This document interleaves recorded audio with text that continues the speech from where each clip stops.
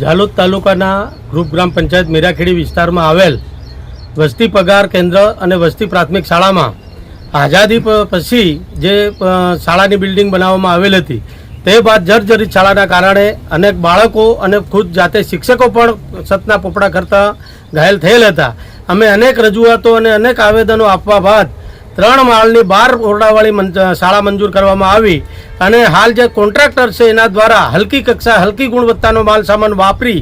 બીમની જગ્યાએ તેલના ડબ્બા ખાલી તેલના ડબ્બા ગોઠવી અને બાંધકામ કરવાનું મારે ધ્યાનમાં આવતા આજ રોજ શાળાની રૂબરૂ મુલાકાત લઈ અને આ ભ્રષ્ટાચાર ખુલ્લો પાડેલ છે। જે નવીન કમ્પાઉન્ડ વોલ મંજૂર થયેલો છે એની જગ્યાએ જૂની દિવાલ પર જ સમારકામ કરી અને એને નવી બનાવી દેવામાં આવી છે અને જે અંદર ઉપર જે છતના સળિયા ગોઠવવામાં આવે છે એને પણ 1 થી 1.5 ફૂટનું અંતર રાખી મસ્ત મોટો ભ્રષ્ટાચાર કરવામાં આવ્યો છે। એટલે આપના માધ્યમથી હું સરકારશ્રીને કહેવા માંગુ છું કે આ કોન્ટ્રાક્ટર દ્વારા દાહોદ જિલ્લાની અંદર જ્યાં જ્યાં આવી બિલ્ડિંગો બનાવવામાં આવી હશે ત્યાં મસ્ત મોટો ભ્રષ્ટાચાર કરવામાં આવેલ છે અને જેના લીધે અમારા આદિવાસી ગરીબ વાલીઓના બાળકોનું જાન જોખમમાં છે। માટે તમામ વાલીઓની સાથે રાખી આ બાંધકામ દૂર કરી નવેસરથી બાંધકામ કરવામાં નહીં આવે અને આ કોન્ટ્રાક્ટરનું લાયસન્સ રદ કરવામાં નહીં આવે તો વાલીઓની સાથે રાખી